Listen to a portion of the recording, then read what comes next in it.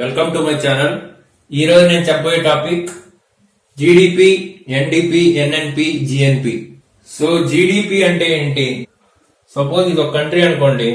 So ఈ కంట్రీలో ఏమేం ప్రొడ్యూస్ అవుతాయి? So goods and services produce అవుతాయి. సో ఏంది ఫైనల్ గూడ్స్ అంటున్నారు అక్కడ. సో ఫైనల్ గూడ్స్ అంటే ఏంది? సపోజ్ మనకు ఒక టేబుల్, చైరు, సో ఈ విధంగా సో టేబుల్, చైర్స్, కార్డ్స్ ఇవన్నీ తయారవ్వాలంటే దీనికి ఏం రా మెటీరియల్స్ కావాలి? సో వుడ్ అనేది కావాలన్నమాట. సో వుడ్ అనేది ఎక్కడి నుంచి వస్తుంది? సో ట్రీస్ నుంచి వస్తుంది అనమాట. సో ఈ ట్రీస్ నుంచి వస్తుంది. సో అంటే ఏంది, ఇక్కడ ప్రాసెసింగ్ జరగద్దు అనమాట. సో లేబర్స్ వర్క్ చేసి ఇవి తయారు చేస్తారనమాట. సో ఇక్కడ ఫైనల్ గుడ్స్ ఏంది?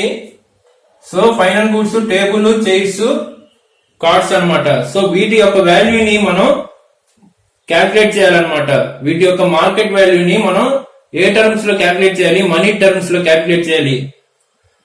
సో అదే మానిటరీ మెజర్ అనమాట. సో ఒక కంట్రీ బోర్డర్ లోపల ప్రొడ్యూస్ అయ్యే గూడ్స్ అండ్ సర్వీసెస్. సర్వీసెస్ అంటే ఏంది? So transportation, so health services, so ఇంకా ఎంటర్టైన్మెంట్ ఉన్నాయి కదా, సో సినిమాస్ అవన్నీ. సో వాటి యొక్క monetary value. So monetary value అంటే మనీ రూపంలో చెప్పడం అనమాట. సో అది కూడా ఒక స్పెసిఫిక్ టైం లో చెప్పాలన్నమాట. స్పెసిఫిక్ టైం అంటే ఏముంటది జనరల్ గా? సో అకౌంటింగ్ ఇయర్ అనమాట. So from April 1 to March 31 అనమాట. సో ఆ టైంలో క్యాల్కులేట్ చేసి చెప్పేదాన్ని మనం జీడిపి అంటాం. సో జీడిపి అంటే ఏంది? Gross, so gross domestic product. So దీన్ని బట్టి మనం మన దేశం ఎంత అభివృద్ధి చెందింది, డెవలప్డా కాదా అని చెప్పొచ్చు అనమాట. సో జీడిపిని ఎట్లా క్యాలిక్యులేట్ చేస్తారంటే, సో జీడిపి యొక్క ఫార్ములా వచ్చి C plus G plus I plus NX. C అంటే కన్స్యూమర్ స్పెండింగ్, జి అంటే గవర్నమెంట్ స్పెండింగ్స్, సో ఐ అంటే ఇన్వెస్ట్మెంట్, ఎన్ఎక్స్ అంటే నెట్ ఎక్స్పోర్ట్స్ అనమాట. సో కన్స్యూమర్ స్పెండింగ్స్ అంటే జనరల్ గా సో ఒక కంట్రీలో ఉండే సో పీపుల్ సో నిత్యావసరాలు ఖర్చు పెడతారు కదా, వాటి యొక్క వాల్యూ. సో గవర్నమెంట్ స్పెండింగ్స్ అంటే సో గవర్నమెంట్ సో ఆ దేశంలో ఉండే ప్రజల కోసం స్కీమ్స్, అవి డెవలప్మెంట్ స్కీమ్స్ ఉంటాయి కదా, వాటికి అయ్యే సో అమౌంట్. సో ఇన్వెస్ట్మెంట్ అంటే సో ఆ కంట్రీలో ఉన్న బిజినెస్ ఉంటది కదా, సో బిజినెస్ కి క్యాపిటల్ ఉంటాయి కదా, సో ఎంత పెట్టుబడులు పెడుతున్నారు, సో వాటి యొక్క వాల్యూ. సో నెట్ ఎక్స్పోర్ట్స్ అంటే సో దేశంలో నుంచి ఒక దేశంలో నుంచి ఇంకో దేశానికి సో ఎక్స్పోర్ట్ చేస్తారు కదా కొన్ని ప్రోడక్ట్స్. సో మన ఇండియాలో దొరికేవి కొన్ని దేశాల్లో అంత ఈజీగా దొరకవు అనమాట. సో అవి ఏం చేస్తారు, మన ఇండియా నుంచి కొనుక్కొని తీసుకెళ్తాయి అనమాట ఫారిన్ కంట్రీస్. సో వాళ్ళు ఫారిన్ కంట్రీస్ మనకు రిటర్న్ ఏమి ఇస్తారు? సో మనీ అనేది ఇస్తారనమాట ఇండియాకి, సో ఫారిన్ కంట్రీస్. సో వాటి యొక్క వాల్యూ, సో దాన్నే మనం నెట్ ఎక్స్పోర్ట్స్ అంటున్నాం. సో వీటి యొక్క వాల్యూ మొత్తం యాడ్ చేస్తే వచ్చేదే జీడిపి అనమాట. సో ఒక కంట్రీ బోర్డర్ లో ప్రొడ్యూస్ అయ్యే ఫైనల్ గూడ్స్ అండ్ సర్వీసెస్ యొక్క మార్కెట్ వాల్యూని మనీ టర్మ్స్ లో మెజర్ చేసి చెప్పడమే మనం జీడిపి అంటాం. సో అది కూడా ఒక స్పెసిఫిక్ టైం లో చెప్పాలన్నమాట, అంటే అకౌంటింగ్ ఇయర్ లో. నెక్స్ట్ కాన్సెప్ట్ వచ్చి ఎన్డిపి అనమాట. సో ఎన్డిపి అంటే ఏంది? Net domestic product.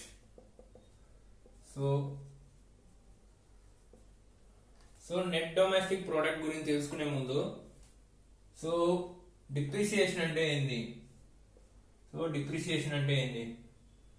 సపోజ్ నువ్వు 2021 లో ఒక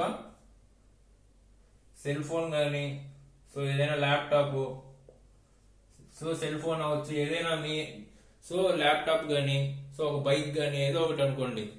సో ఒకటి కొన్నారు. సో ఎంత దాని value? So 10,000 cell phone value.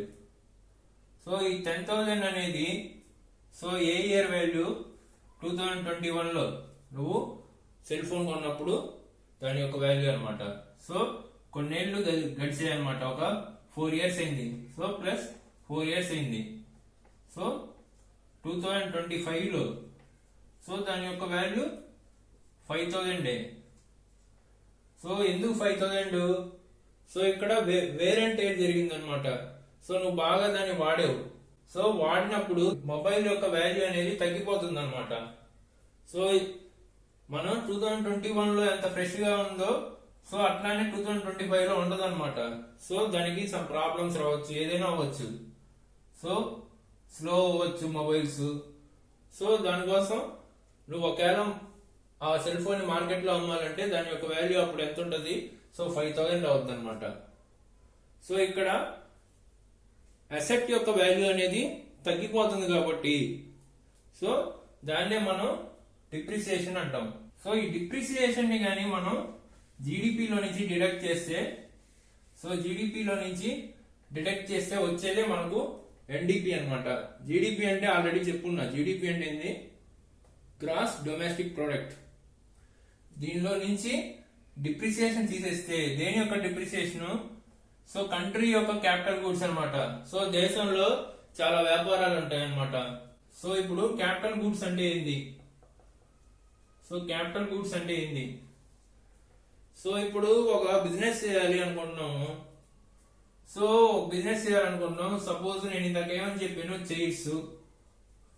So ఒక వుడెన్ చైర్ తయారు చేయాలంటే సో లేబర్ కావాలి, సో మిషనరీ కూడా కావాలి.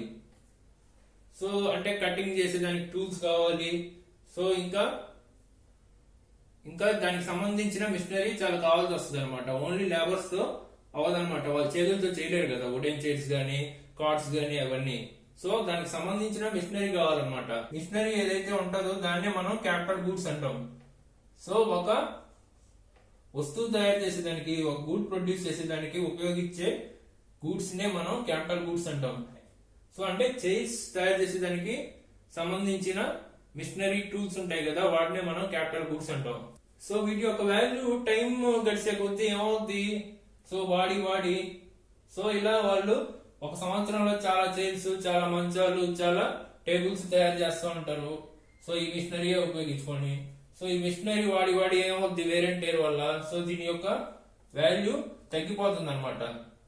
సో వీటి యొక్క వాల్యూని మనం సో ఇలా దేశంలో ఉన్న బిజినెస్ లో ఉపయోగించే ఈ క్యాపిటల్ గూడ్స్ వాల్యూ ఏదైతే ఉంటుందో, డిప్రిసియేషన్ వాల్యూ ఏదైతే ఉంటుందో దాన్ని జీడిపిలో నుంచి తీసేస్తే వచ్చే వాల్యూయే నెట్ డొమెస్టిక్ ప్రోడక్ట్ అన్నమాట.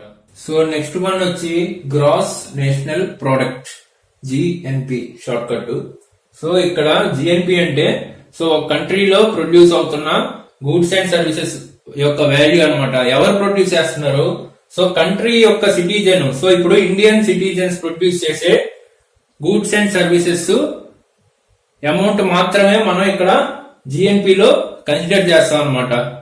సో ఇక్కడ ఇండియాలో ఉండి సంపాదించుకునే ఫారిన్ పీపుల్ ఉంటారు కదా, వాళ్ళ యొక్క వాల్యూని మనం తీసేయాలన్నమాట ఈ జిఎన్పిలో నుంచి. సో అట్లానే మన సిటిజన్స్ ఉంటారు కదా, ఇండియన్ సిటిజన్స్ బయట ఇప్పుడు ఆస్ట్రేలియా, అమెరికా, సో ఈ విధంగా బయట దేశాలకు వెళ్ళి సంపాదించుకునే వాళ్ళు ఉంటారు కదా, ఆ వాల్యూని కూడా మనం ఈ జిఎన్పిలోకి కలుపుకోవాలన్నమాట. సో ఫర్ ఎగ్జాంపుల్ ఇప్పుడు సో మనకు ఐపీఎల్ జరుగుతుంది. సో ఇక్కడ వచ్చి క్రికెట్ ప్లేయర్స్ ఆడేసి వెళ్తారు కదా, సో వాళ్ళకి వచ్చే మనీ అనేది మన జిఎన్పిలో యాడ్ చేయరనమాట. సో ఆ వాల్యూని తీసేస్తారనమాట ఈ జిఎన్పిలో నుంచి. సో ఇక్కడ చూడండి, సో జిఎన్పి ఫార్మ్ లో చూడండి సో ఎలా క్యాలిక్యులేట్ చేస్తారో. So GNP is equal to GDP plus EXFS minus IMFS. So money flowing from foreign countries minus money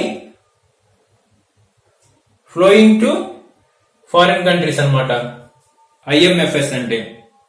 so for suppose so EXFS అంటే మన సిటిజన్స్ ఎవరైతే ఉంటారో సో వాళ్ళు 1 lakh సంపాదిస్తున్నారు అనుకుందాం. సో లేదా సో 1 lakh సంపాదిస్తున్నారు. సో దానిలో నుంచి సో మన ప్లేయర్స్ ఇక్కడ ఆడేసి వెళ్తారు కదా, సో వాళ్ళు ఒక 50,000 సంపాదించారు అనుకోండి. సో తీసేసిన తర్వాత ఒక వాల్యూ వస్తుంది అనమాట. సో దాన్ని ఈ జీడిపిలో కలుపుకుంటే వచ్చేదే మనకు గ్రాస్ నేషనల్ ప్రోడక్ట్ అనమాట.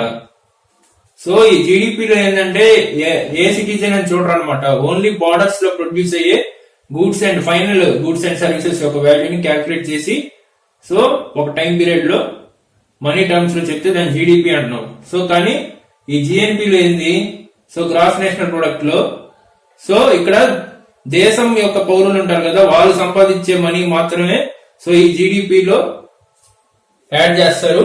సో దాన్ని సో ఇక్కడ ఉండి వేరే సిటిజన్స్ ఉంటారు కదా, వేరే కంట్రీ యొక్క సిటిజన్స్ వాళ్ళ యొక్క ఇన్కమ్ ని తీసేస్తారనమాట. సో దాన్నే మనం జిఎన్పి అంటాం. సో నెక్స్ట్ ఏంటంటే నెట్ నేషనల్ ప్రోడక్ట్ అనమాట. సో నెట్ నేషనల్ ప్రోడక్ట్ అంటే ఏంది, సింపుల్ గా సో ఈ జిఎన్పి లో నుంచి సో డిప్రిసియేషన్ ఇందా చెప్పాను కదా, సో డిప్రిసియేషన్ ఒక వాల్యూ తీసేస్తే వచ్చేదే సో మనకు ఎన్ఎన్పి అనమాట, నెట్ నేషనల్ ప్రోడక్ట్ అనమాట. సో నా ఎక్స్ప్లెనేషన్ కనుక మీకు నచ్చినట్లయితే ఈ వీడియోని లైక్ చేయండి, మీ ఫ్రెండ్స్ కి షేర్ చేయండి. సో ఇంకేమైనా కాన్సెప్ట్స్ కావాలంటే కామెంట్స్ లో మెన్షన్ చేయండి. Thanks for watching.